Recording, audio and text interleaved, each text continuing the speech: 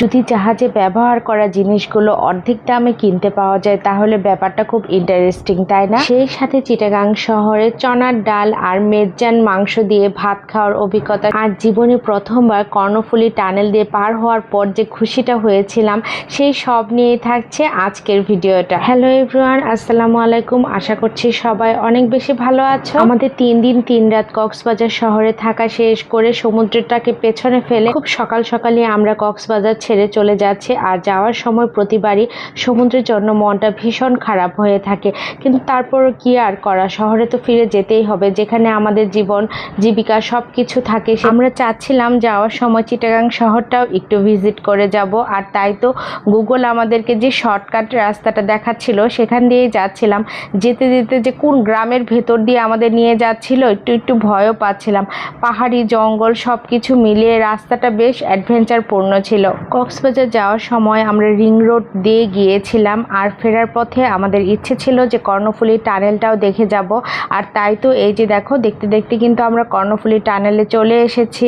বাংলাদেশের সর্বপ্রথম আর একমাত্র টানেল বলে কথা, না দেখলে তো হবেই না। টানেলটাতে কিন্তু কোনো গাড়ির চাপ ছিল না, আর তাই তো আমরা একদম ফাঁকা ফাঁকা পেয়েছি। আর সেই সাথে টোলটা দিয়েও আমরা কিন্তু কর্ণফুলী টানেলে উঠে গেলাম। আর এখন শুধু দেখার অপেক্ষা যে এই টানেলটা কেমন। জীবনে প্রথমবার টানেলটা দেখবো, সেই জন্য খুবই এক্সাইটেড ছিলাম, আর সেই জন্য হাজব্যান্ডের সাথেও এই নিয়ে আলোচনা করছিলাম। আর ওই যে দেখো, টানেলটা কিন্তু দেখা যাচ্ছে। আর এই সময়টাতে বাচ্চা দুইজনই কিন্তু ঘুমিয়ে গিয়েছে, তাই আমরা আর ওদেরকে ডাকিনি, আমরাই দেখেছিলাম। কর্ণফুলী টানেল শুধু একটা টানেল নয়, এটি বাংলাদেশের সাহস, স্বপ্ন আর অগ্রগতির প্রতীক। এই টানেলটা প্রমাণ করে বাংলাদেশ চাইলে অসম্ভবকেও সম্ভব করতে পারে। প্রতিটি ইট, প্রতিটি স্তম্ভ যেন বলে আমরা এগিয়ে যাচ্ছি, আমরা থেমে নেই। কর্ণফুলী টানেল শুধু চট্টগ্রামের নয়, এটি পুরো বাংলাদেশেরই গর্ব। আসুন আমরা আমাদের উন্নয়নকে ভালোবাসি, আমাদের দেশকে ভালোবাসি এবং দেশের সম্পদ রক্ষায় এগিয়ে আসি। যাই হোক, একসাথে অনেক কিছু বলে ফেললাম। আর এইদিকে আমাদের টানেল দেখাটাও শেষ হয়ে গিয়েছে, আমরা কিন্তু তীরে পৌঁছে গিয়েছি। অন্ধকার থেকে যখন আলোতে আসছিলাম তখন কিন্তু ভীষণই ভালো লাগছিল। আর যারা পতেঙ্গা সি বিচ দেখতে চাও তারা কিন্তু টানেল দিয়ে আসলেই হাতের বাম পাশেই কিন্তু পতেঙ্গা সি বিচ, সেটাও কিন্তু দেখে যেতে পারো। আমরাও কিন্তু তাই করেছিলাম। 2022 সালেও কিন্তু আমি একবার পতেঙ্গা সি বিচে এসেছিলাম, তখন কিন্তু এতটা সুন্দর সাজানো গোছানো ছিল না। এইবার যেন অনেক সুন্দর করে সাজানো গোছানো রয়েছে এই সি বিচটা, দেখতেই ভীষণ ভালো লাগছিল। আর এইদিকে তো তারা দুইজন গভীর ঘুম, তারপর কি আর তাদেরকে ডেকে তুলে তারপর এই যে একটু সি বিচে নামলাম আর কি। আমরা যখন এই পতেঙ্গা সি বিচটায় এসেছি তখন কিন্তু ঠিক দুপুর টাইম আর লাঞ্চেরও টাইম, সেজন্যই একটু ফাঁকা ফাঁকা ছিল, আর ভীষণই রোদ ছিল।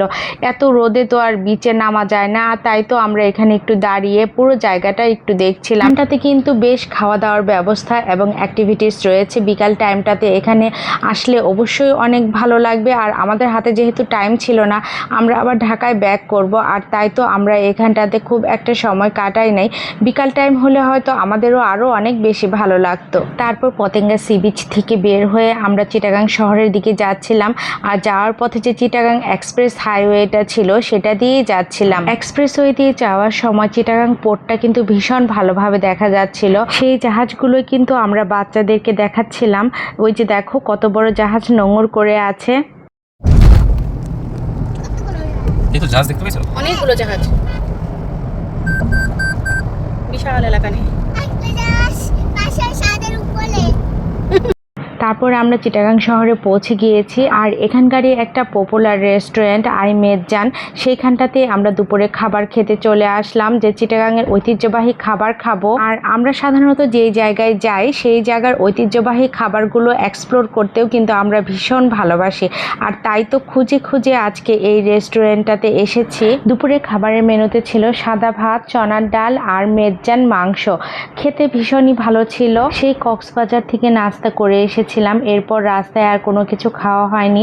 এই খাবারটাই যেন আমাদের কাছে অমৃত লাগছিল পুরো। খাওয়া দাওয়া শেষ করে তারপর আবার এক্সপ্রেসওয়ে দিয়ে আমরা আমাদের ঢাকার দিকে ব্যাক করছিলাম। আর যাওয়ার পথে যে চিটাগাংয়ের ভাটিয়ারি রয়েছে ওই জায়গাটাতে এই যে এরকম জাহাজের সমস্ত জিনিসপত্র পাওয়া যায়, আর এখানটার থেকে কিন্তু তোমরা কম দামে অনেক সুন্দর সুন্দর জিনিস পেয়ে যাবে। ভিডিওটি ভালো লেগে থাকলে অবশ্যই লাইক, কমেন্টস আর শেয়ার করতে ভুলবে না কিন্তু। আজ এ পর্যন্তই, সবাই অনেক বেশি ভালো থাকবেন। টাটা।